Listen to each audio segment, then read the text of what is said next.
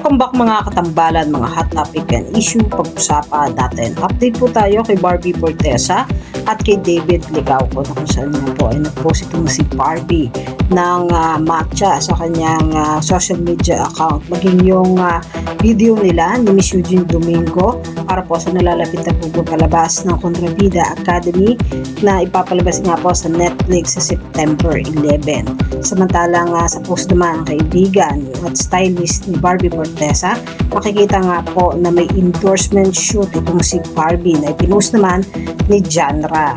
Isa pa nga sa post itong si Barbie ay ang billboard ng Kontrabida Academy kung saan nga po ay makikita sa Ortigas. Yan po ay ipapalabas na sa September 11. Samantalang si David Licauco nga po matapos maglabas itong si David ng bago niyang commercial para naman po sa Sprite at Lipo na isa nga po sa ini-endorso nitong si David.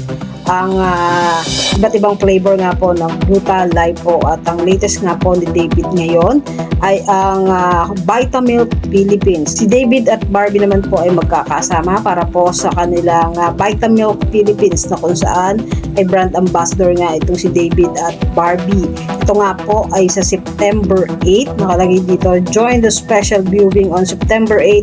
Stay tuned. Na kung saan si Barbie ay magiging isang superhero at makikita naman itong si David na nakasuit habang seryoso nga na nagbabasa. Ito nga po ay para sa Vitamilk Philippines. Yun po yung mga update natin ngayon kay Barbie at kay David. Kayo mga katambalan, ano ang masasabi niyo? Comment lang sa comment section at pag-usapan natin. Yan ang mga hot topic and issue dito lamang sa Tambalang JK.